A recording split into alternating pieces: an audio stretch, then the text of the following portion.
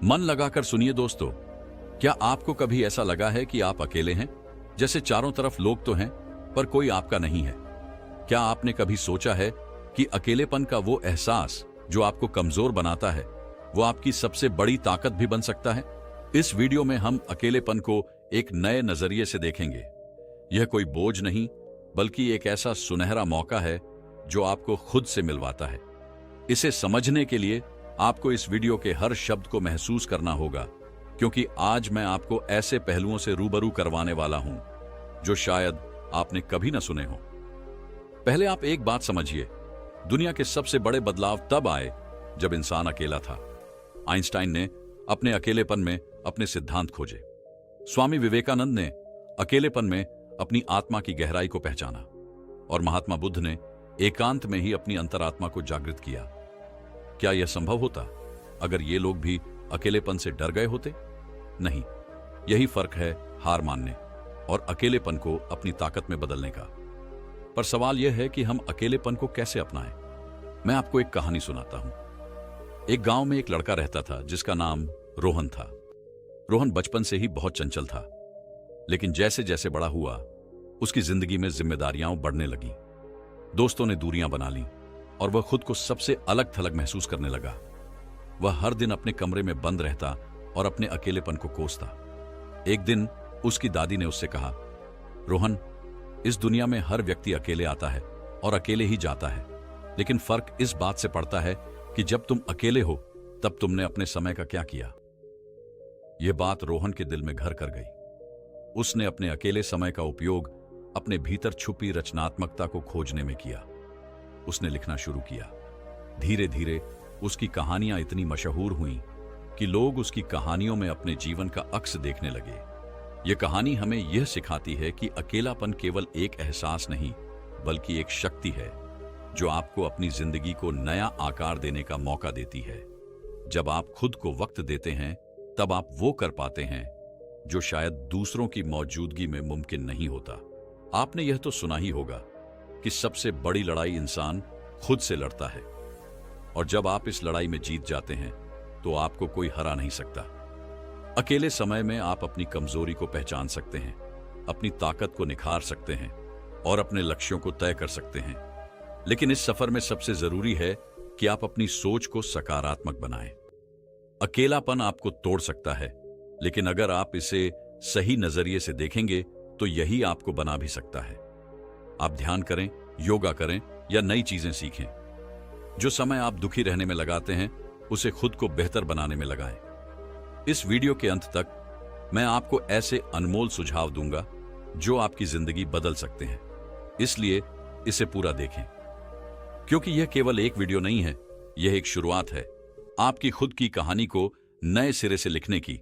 और यह सिर्फ अकेलेपन की बात नहीं है, यह बात है उस आत्मनिर्भरता की जो आपके अंदर छुपी है। यह बात है उस रचनात्मकता की जिसे आप नजरअंदाज कर रहे हैं। यह बात है उस ऊर्जा की जो हर बार आपको गिरने से उठने के लिए कहती है। जब यह वीडियो खत्म होगा तो आपको महसूस होगा कि आप अकेले नहीं हैं। आपका अकेलापन आपका सबसे अच्छा साथी है। और अगले वीडियो में हम इस बात पर चर्चा करेंगे कि कैसे आप अपने अकेलेपन को और भी गहराई से समझ सकते हैं।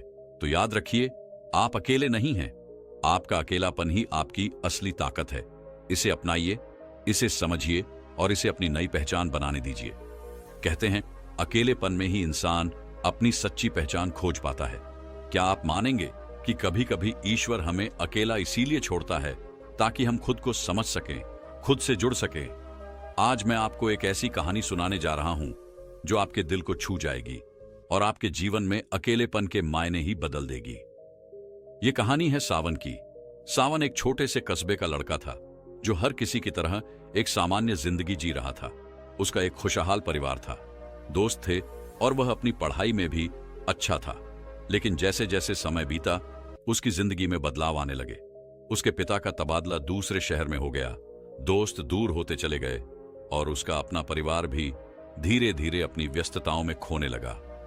सावन, जो कभी लोगों से घिरा रहता था, अब अकेलेपन की चुप्पी से जूझ रहा था। सावन को यह समझ नहीं आ रहा था कि यह सब क्यों हो रहा है। उसे लगता था जैसे उसकी जिंदगी से सब कुछ खत्म हो गया है। वह अकेले कमरे में बैठा खुद से सवाल करता रहता, आखिर मेरी गलती क्या है? क्या मैं इतना बुरा हूं कि सबने मुझे छोड़ दिया? यह अकेलापन उसके अंदर एक गहरी उदासी और बेचैनी भर रहा था। एक दिन जब वह पार्क में बैठा था तो उसने देखा कि एक छोटी सी चिड़िया अपने घोंसले में अकेली बैठी है, लेकिन वह उदास नहीं थी।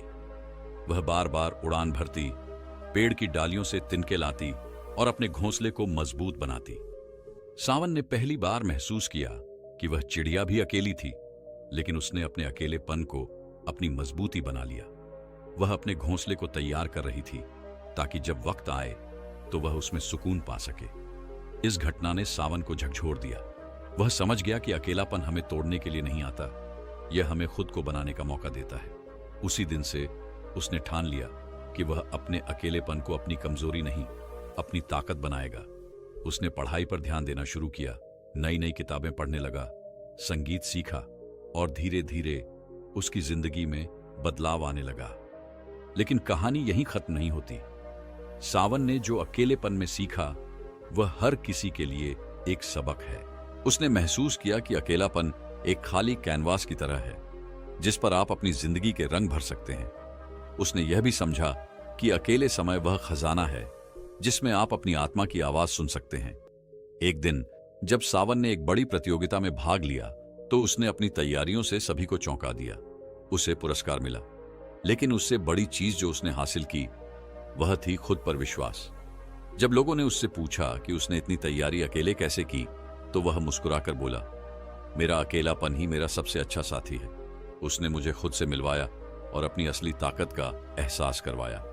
सावन की कहानी हमें यह सिखाती है कि अकेलापन सिर्फ एक एहसास नहीं बल्कि एक ताकत है।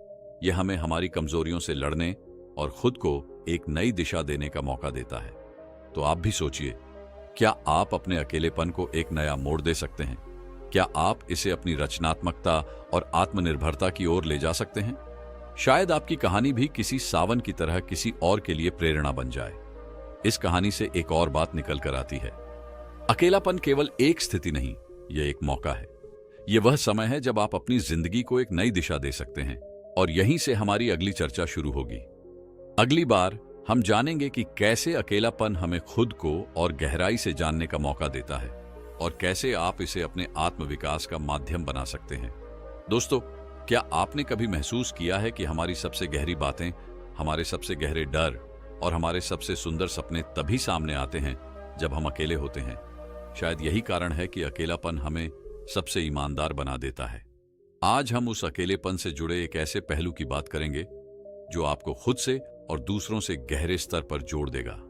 सावन की कहानी वहीं खत्म नहीं हुई थी। वह जब अपने अकेलेपन को अपनी ताकत बना रहा था तो उसने एक और अनमोल चीज सीखी, दूसरों के साथ गहराई से जुड़ने का हुनर। यह कनेक्शन सिर्फ शब्दों तक सीमित नहीं था बल्कि भावनाओं और समझ का था। एक दिन सावन अपने गुरुजी के पास गया और उनसे पूछा, गुरुजी, जब मैं अकेला था तो मैंने खुद को समझा, लेकिन अब मैं देखता हूं कि लोग एक दूसरे से बातें करते हुए भी अकेले हैं। ऐसा क्यों? गुरुजी मुस्कुराए और बोले, सावन, बातें करना और जुड़ना दो अलग अलग चीजें हैं। जुड़ने के लिए सिर्फ शब्द नहीं, भावनाओं का आदान प्रदान होना चाहिए, और यह तब होता है जब हम सच में सुनने की कला सीखते हैं। सावन ने उनकी बात पर विचार किया। उसने महसूस किया कि हम अक्सर दूसरों को सुनने के लिए नहीं बल्कि जवाब देने के लिए सुनते हैं। यही कारण है कि हमारे संवाद गहरे नहीं होते।